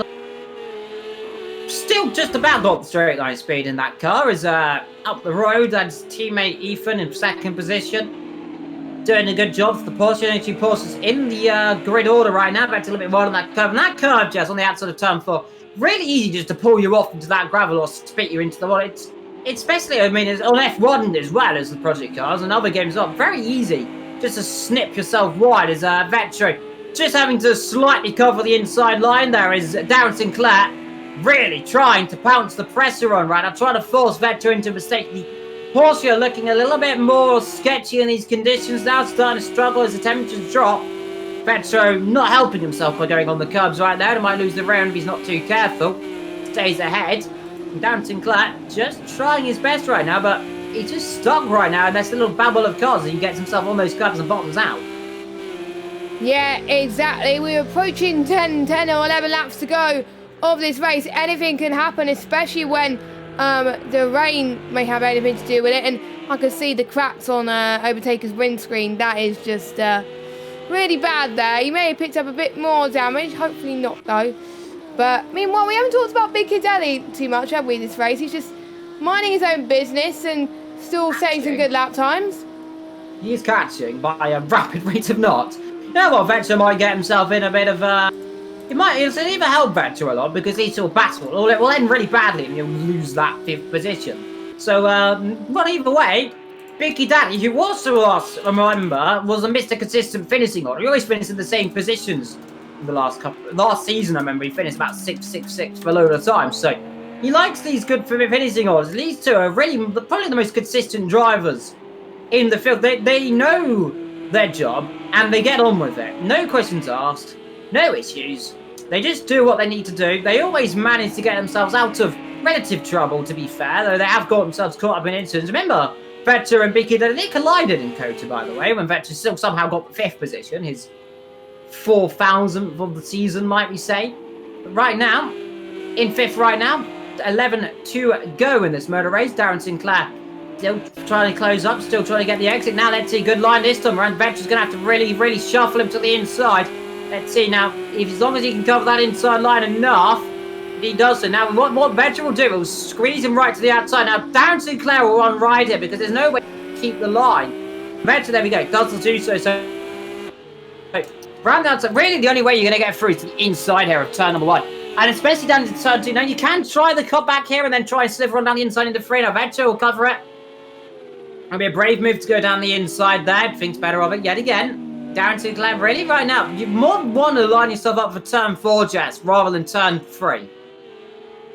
Yeah, I think so. I think turn 4 will be the best place to overtake. And wow, my English didn't make sense then. But yeah, I think you're more than likely going to overtake done there than in turn 3, because turn 3 is a heavy braking zone. Well, to be fair, turn 4 is a heavier braking zone, actually, just because you're downhill, remember. Turn 3, you're uphill, but again, saying that you're carrying a bit, well, actually, you're carrying less speed because you're downhill, so it's kind of, they're basically in the same braking zone, just one's uphill and one's downhill, so take your pick. Darren Sinclair, though, well, what he wants to pick is himself in 5th position. That's what he just know. Can he step and where can he take? To me, like, they're kind of going to be losing time right now to the cars behind, because he's only 2.2 seconds behind right now as Big Kid Daddy. He's catching, what, second a lap almost, about 9-8 tenths. So you got to wonder, as Vetro now, he's going to cover the inside line, I think, yet again. Down towards turn 1, down Sinclair forced to go the long way around then. Let's see, no, he's going to sliver on down the inside this time then. So he's not done it this time. Vetro trying to cover the inside line. He's forced to go wide then. They'll get away with that one just about this time around. But Darren Sinclair trying something different. He's trying something strategic. He's just trying to unsettle Vetro in the pit to come to Ghana for damage. I believe that, well, surely for damage. I don't imagine he's coming for a fuel stop. Yeah, for damage. Indeed. Looks like, yeah, indeed. He's got enough fuel, I think, so. He's got enough fuel, so it's definitely for damage for some reason or another, unless there's an issue on the car. Now drop him right the way down the field. It's going to overtake her up to 9th now, so starting to come through the field bit by bit now as overtaken. Next car he'll be battling, that will be the Bentley, who is quite a way up the road. Yep. So that is what they're going to do, and it's going to be a little bit more tricky to say the least. But, you know, never say Vetro's gone off. Oh, no, Vetro. 3-0 to Evil with commentators' curses. There we go. Poor old Big Daddy here. He's going to get back on the circuit. He does do so. Yeah, 2 months on the curb on the inside. So, no, he's 7th now. Aww. Still not a bad result. Well, Darren Sinclair's finally got past. But now the question is, you know what? This might still be a blessing because Big Daddy's going to try and battle here. Big Daddy's going to get through. Most likely either way here because he's got so much more. Now, Bank true here, as long as these tyres aren't too worn, as long as they're not too warm, he's still got a chance of this, he's still got a position, never say never. Meanwhile, Chicano, he's come back up. Guess who he's with? He's with his teammate. These two are contact earlier on, these two former champions, of course, season 9 and I think 8, if I'm not too mistaken. Don't quote me, I think a 2-time and a 1-time AOR champion. In GT3 and in other series. I believe that is the LMP2 series, of course, the WEC series as well, as I think it was called back then, the Endurance series, might well call that. Big Daddy Low trying to challenge, and now he's a man who has race win being pedigree. He's won races before, and he's really trying to get himself. He's not often I don't think he's won many GT3 races in the past. But he is a reliable driver, Jess. He's always punching there. above his weight. He's always there. He always picks up from mistakes that other people make, and that's what makes him a consistent driver, Big Kid Daddy. And to be honest with you, a good result that he had last week, that's what helped him get third in the standings. So that is very impressive. He got a 2nd place last week in Long Beach compared to Ethan's 3rd place, and you know, and he's got 2 4th places as well. Pren as well. Someone's gone off the road. Is that Chicano or Pren? Getting out of the way. So, decides he wants. So, you know what? Fair play. Ferrari through in the most strategic way possible by going completely off the road. That's one way of doing it, my friend. But Pren running 4th. He's got a fair shout of driving. Clean. Who was that? Was that? Okay. Oh, that's Zao. Yeah, Zao. Now, that wasn't puddles. That's the curb then. So he's dropped on the curb then on the inside. So that's very odd. Has he got damage on that Mercedes? I'm wondering. Don't think so. Doesn't look. Well, we'll see on board if he's crabbing a lot. Yeah, damage. You can see there. It's starting to rain a little bit, I think, in the sky. Yep. So damage on the car. Well, wants to be careful not going on that one. So, struggling. Must be careful not going that puddle either. So, poor old Zao in the wars. Big Daddy, meanwhile, he's caught up to back of Darren Sinclair then. 2. Now, together, 41,000's up on his lap time. Should be, you'd imagine, a relative boot, Jess. Yeah, well, sorry, what lap did you say? You got cut off a little bit there. I don't even know what I said. God, never mind. I forgot what I said, Jess. Carry on. But Big Daddy closing up, and you imagine you want to get past pretty quickly. Yeah, you do. You don't have many laps to do it, and the track will get cooler, of course. So the sooner you get the position there, the better, really. So Big Daddy's got to think on his feet a little bit going into turn 1. Turn 4 will be the best opportunity, like we've seen other people have done in the past. Vetro is probably going to stay in 7th because of his mistake, but I've just noticed, Evil, the top 4 are around about 20-30 seconds behind, well, clear of everybody else. That's just insane. Big Kid Daddy gets them trying to go side by side with Darren, and he goes comfortably through. We said that he needed to make the pass now, and he did. Can Darren get the cut back he needs? We'll see. Far back, won't do it now. I'm up punting the car off, so he knows more than anyone right now, and I think you know in your heart when you're beaten in a battle before it's even begun, because Big Kid Daddy, his pace is 1 second nearly a lap quicker than these guys around about 4, 5 tenths. He is one of the quickest drivers on the field, to be fair. He's pushing on top 4, like they're all together. 130.4, 130.5, 130.6, and 130.7. Now what? I like when they do that, Jess. They go up a nice incremental order. I just realised that. And if Big Kid Daddy sets to 130.8, I'm going to be over the moon. Come on, Big Kid Daddy, just come on. 130.8, please. Don't spoil the party. Don't do a 130.1 or whatever you do. So let's see. Big Kid Daddy is going to... Oh, my God. I can't believe we're getting excited over this. Big Kid Daddy comes across the line, and it is a 130. Oh, no. Ruins the thing. Meanwhile, look at the gap between Darren Sinclair and Vetch's Latzenbutler. They're very close, 6,000. These two are fair. Vetch didn't make that spin. I think this could have been a very interesting battle. Meanwhile, Chicano still battling together with his team, and that's Slicker. Now these two. Now they're going to have a blood rivalry here, or they're just going to have some fun the last 5 laps in the race. I think they're going to have some fun, Jess, because these two, they don't obviously get near each other. And when they do, they end up, well, they either end up spinning around and one of them goes in the gravel. Yeah, and that's loses Chicano. time. No, Chicano. Oh, they're waiting for each other.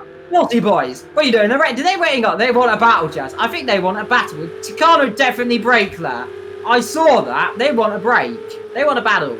You know what? Fair play on them. They're last. They want nothing to lose. Might as well do it. Might as well have some fun. Because Zout's like a lap or 2 laps down, so, you know, you got nothing to lose. So, why did turn 1 for good measure as well?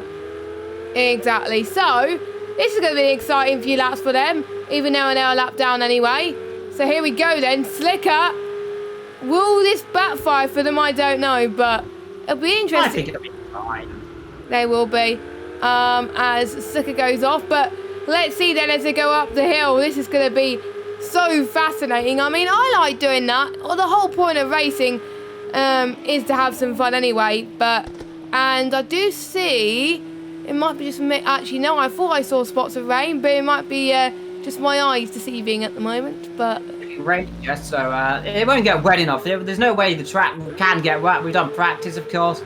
It's just to make the race a little bit more scenic at the end of the race. Just, you know, bit of difference, bit of rain, you know, make frighten the drivers a little bit. But they won't get affected. As there off the road goes Chicano, and back through goes Slicker.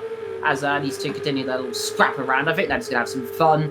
You know what? I don't blame them. If I had a teamer right now and I was this far down, you're not gonna get overtaken by Zout. What is Zout doing? He's got oh my god!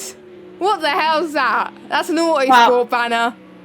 Also, that's you know what? That's a do you know what? Go to Autosport. There we go. That's what Zout wants. So he says go up and go have some Autosport fun. He's gone and spun it on the carbs. Go to Autosport Live in January. Just saying. Yes. We recommend that. It's beautiful. I've never gone. I have. Might go eventually, but it's very far away from me, and I'm travel sick, so I'd probably die on the way there. So I wouldn't be of much use. But you know what? Never say never. Maybe in the future. I'm getting over my travel sickness. Well, I hope, because I want to do this in real life, commentating, and so I have to get over it. But nonetheless, these two still battling together. As wide goes Slicker, wide goes Chicano. Not a lot of battling going on the circuit right now. It's on that 53 of 55. Tennis leading this race by couple margin of 17 seconds, and that's crazy. Just checked out a little bit right now. As now, Jess, you can say it's raining. Yeah, I can see it's raining. Another scenic view, and maybe some of these guys may start to be worried and maybe put under pressure, even if they just see rain in the sky. So let's hope they won't be put under pressure anyway, with a few laps to go. And this may be a nice little fight we have in the championship, because Jazzman is in 3rd, Tinnis is in 1st. I do believe, if my calculations, as he's hit another Autosport banner, if my calculations are correct, I think Tinnis will be leading the championship. It's an 8-point gap going into this race, I'm not sure. Indeed, there's a spray getting kicked up there from Slicker. He's starting to pull that gap now. He doesn't want to back him, he wants to pull away. What a battle, guys. Go on, close up a little bit. Go on, give us some fun right at the end. I think they will. I wonder if, do you know what? I don't know. What is the closest fitness we've ever had in a GT3 race? You know, I think it might have been a long time ago. I can't remember. Hockenheim? Might have been Hockenheim back a long time ago. Well, Hockenheim always provides close races. Meanwhile, Fred, that's out, I think. Now, how has he done that then? That's well, careful, Zal. You gotta be careful. You gotta wait until the cars go past, which he does. And he's doing it on purpose. Well, yeah, you don't want to be doing that. That's, you see, I mean, that is what we call weight lifting. But you know what? The issue is right now, he's going to turn into this corner. He's going to go flying off the road. You know that's going to happen. Because he's got no rear downforce. So what he's going to do now is he's going to crash, Joe. Well, let's see. 1, 2, 3. No. He survived. Well, you know what, fair play. Well, he's going slow enough right now. And imagine I don't think he meant to do. Well, I hope he didn't mean to do that, knock his rear wing off. But I don't think he was an evil. But yeah. Well, he's going slow enough right now. He's on the. Has he got engine failure or mechanical failure? Is that why he's going slowly? I think he's just trying to get out of the way of people right now. He's going slow. No, I reckon he's done this because the leaders on the last. Horrific happens. That's Big Kid Daddy, I think, coming through. As people are going through this corner going, oh, there's a Mercedes up the road. Let's go and get through here with that. Mercedes is going to suddenly realise he's got no rear wing. But he gets right out the way of everyone, luckily, as when he goes takes out some brake marker boards and some bollards for good measure, and now he's going to go spinning to the inside and gets himself right out the way of one car, and now he's careful and get himself out the way of another one because he can Vettel to come through up the inside. And Vettel right now is probably going to be a little bit haziest around this section of the circuit because that car's going to be right in the firing line and gets himself right out the way for good measure. You know what, I reckon we're going to see Zout parked at the last corner to get out the way of him because the leader's coming through here. So I believe Zout's going to wait here, but we'll just see if we see a Mercedes. Let's spy a Mercedes then on the inside of on the start line. I have a feeling Zout is going to wait because he doesn't want to do any more laps. I think he was fed up with his race altogether. Started on pole, now in plumb last out of the finishes. Obviously, S is retired. Anyway, Tinnis comes across the line now around the Spielberg Mountains in the Red Bull Ring in Austria. Tinnis has dominated this race and wins by 17.5 seconds. And his nearest challenger down the road is Ethan. Ethan's going to get his best result of the season. He's got a few 3 third places, 1 4th and 1 12th. And he's going to get a P2 to his name here today. I'm sure he'll be happy with that. The win was out of reach today, but he wanted the next best thing, which was P2. Yeah, Jazzman in third, then a quiet but respectable performance from the Qatarian. Fren in 4th position. Nice, quiet, but beautiful race. Caught up to Jazzman at the end of this race. Deserved driver of the day. Maybe 4, maybe, you know what? It's hard to say driver of the day, because you know what? I think I might give it to Victor, because he's driven his heart out. He's consistent, he's driven perfectly, made a few mistakes, but he's came back through and capitalised on all of it. Vicky Daddy through the last couple of corners then. 5th position. He's redeemed himself a little bit right now. He was down the back earlier on, but he came through, kept himself out of trouble, kept himself out of any drama. Vicky Daddy then comes across the line, he'll finish 5th. Darren Sinclair, he's going to be very happy for 6th. Frederick, I think he'll be disappointed with 7, but nonetheless, a beautiful result. And we're just waiting now, I think, for Zout across the line in his bumpered Mercedes. Yeah. Who's somehow done a lap with no rear wing and not spun by the looks of it. And he comes across the line. Zout 101 then, minus a rear wing. Comes across the line, that'll be the last driver to finish this race, I believe. I think so. Across the line he comes right now. And I don't see any... Oh, there we go. That was weird. Tinnis. So, Fiscal Order then, Tinnis wins this afternoon's race in the Styrian Mountains in Great Britain from Mr. SMM Rotary in 2nd. Jazzman in 3rd, ahead of Pren, Vicky Daddy and Darren Sinclair in 6th. Vectro in 7th, ahead of Davies out in 8th, overtaken 9th out of every person in 10th. Slicker in 11th, Gicani 12th, Zout is in 13th, Essa is in 14th, and I need a drink because it's really warm in my room. Yeah, I've got to say, some great drives here today from all of them, especially Tinnis, who, don't forget, he came from 2nd to last on the grid and went on to win. And that great move earlier on in the race just really helped him there. And I do believe Tinnis does get the fastest lap of the race, so he gets... not the hat trick, obviously didn't start pole, but he got the pole in the fastest lap. So that is brilliant stuff from him. Indeed. Well, we've got some interviews to go through whilst we're here. And, well, we haven't got your race winner because I don't think... Got the man a beautiful 2nd. Ethan, how did your race go? You had a nice battle start. Had some great battles with the Ferrari of overtake before he ended up piling into a wall or something happened. Take us through your afternoon's race. Do I sound alright? You do. Okay, brilliant. I was just double checking. I gotta say that I am really worn out from that. That's probably the most difficult 90-minute race I've done for a while. Just going in at the start. I don't know what happened, but the lane that I was in was just catastrophically slow, and I just couldn't get a start. And someone behind me, I think it was a Lamborghini, I couldn't tell who because the amount of spray, actually overtook me before the line, which is against the rules, but I'm not really too fussed about that because I think whoever that was ended up finished behind me, so it wasn't too much of a issue. It was absolute pandemonium in the wet. There was cars everywhere, spray everywhere, making it very difficult to see where I was going. Yeah, alright. And unfortunately, it was just getting caught out in other people's battles, so there wasn't really anywhere for me just to zip in and out of them. So I just had to play the patient game, just waiting for those gaps to arrive. And then obviously, the track started drying out.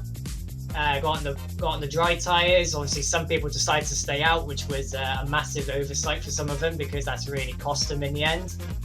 And just worked my way up towards overtaker, which was really difficult considering the Ferrari was probably actually the quickest car here. It wasn't too far off. I think it got the second fastest lap. So in the right hands, the Ferrari was quick, and overtaker certainly wasn't making it easy for me to overtake him.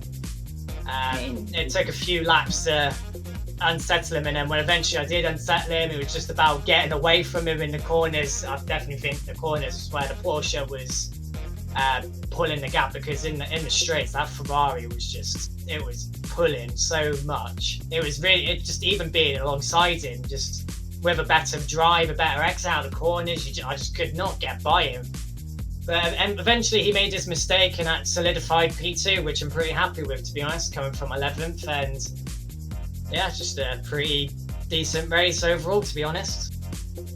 Indeed. Moving onward and downwards, because I don't think Tinnis Tinnis doesn't like being interviewed. So yeah, just let you know, Evil. We'll take the second best option, and that's his teammate Jazzman. Jazzman, quiet race. Take us through your afternoon's race, because we didn't see a lot of you, to be fair. Yeah, my race. I just wanted to be patient and take no risks getting through the pack. And I think that worked out quite well. I knew I didn't really have the pace today over Tennis, who was really fantastic. As I could see in practice, he was looking really good, and yeah, he moved his way through the field quick, and by then I knew that there was no chance of me catching him. So I try to be consistent. But then I made a mistake. I spun, then nearly spun again, and it was an up and down race. But I'm lucky to get P3 because of overtaker's mistake. So that's a bonus to get P3. So I'm just happy I was able to get on the podium tonight. So overall, could the evening been better? Yes. Could I have driven better? Yes. But overall, I think P3 was really the best I could do, because Ethan looked quicker, especially in the dry, than me. P3 is the max I could have got today. Indeed. Well, waiting to see who else is going to join our combo box. That's the question. But what have we got the pair of you two? Conditions today. How totally did you find them? Of course, you two kind of made the conditions. So, how did you find it? I guess I'll go first. Yeah, you go first.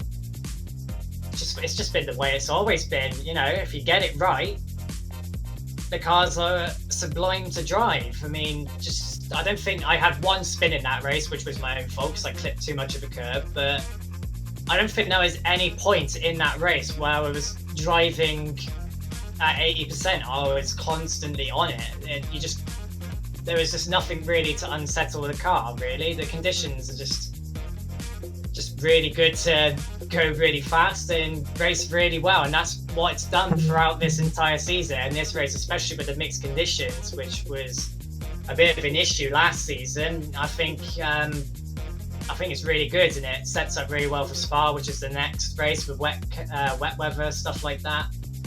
But over last season, these conditions are just much better because much more attention to detail has been put into it, which allows what we want to do, which is to race and have fun, and that's exactly what I did this race. I had fun, racing, doing really doing the best I could do, getting overtakes done, driving consistently, stuff like that. So yeah, I give it 10 out of, well, no, that would be being biased. That I give it a good solid 9 out of 10. The conditions, if I'm honest.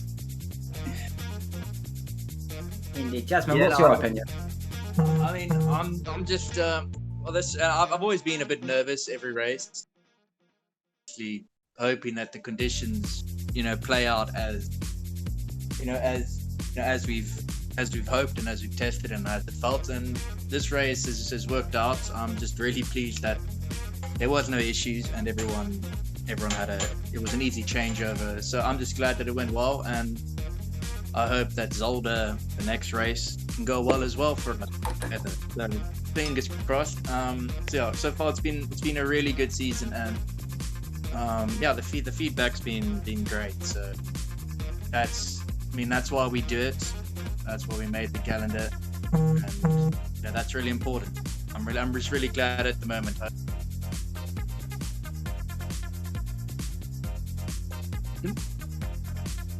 Indeed. Well, let's go and pull in Chicano then, as disconnected. Where's he go?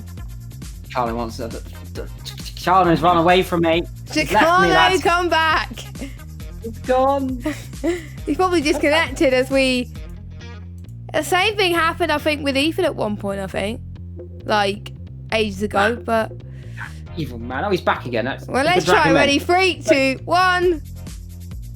Hey! Chicano. Hello. Yeah, can hear you. Hello. Now you've finally managed to get in here because you disconnected 4 times. We tried to tag you in. No.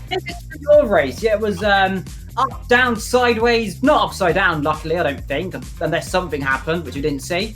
Just take us through your afternoon's race in the Ferrari. Well, very disappointing, I have to say, after testing during the week. Thought myself and Slicker would have been finishing a lot higher, but the story of my season this year has been bad starts, and I think I went from 9th to 12th pretty quickly, and then settled into the race, made up a few places, was doing all right in 9th, and the Audi, I think, of Sinclair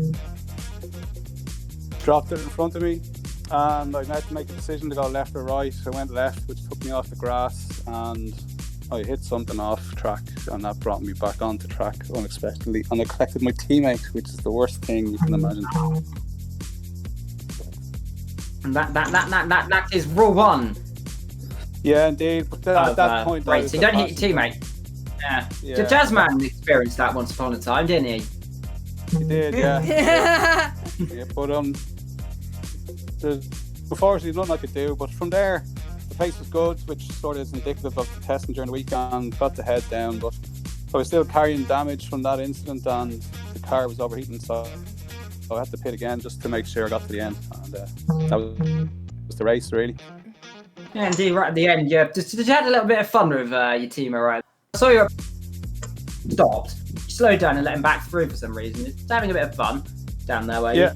Yeah. Good. At that point, it was just about, bringing it home and having some fun. It doesn't matter if you finish ahead or not of your teammate, but he deserves much better, I have to say. Slicker's been quicker than me all week, and he really should have been top 5, I think. Certainly his pace was thereabouts, Indeed. Well, yes, I suppose we should round this off, I believe. Okay, thanks. Yeah, indeed. It's been a fantastic race to watch from all the drivers. The first 90-minute race of the season.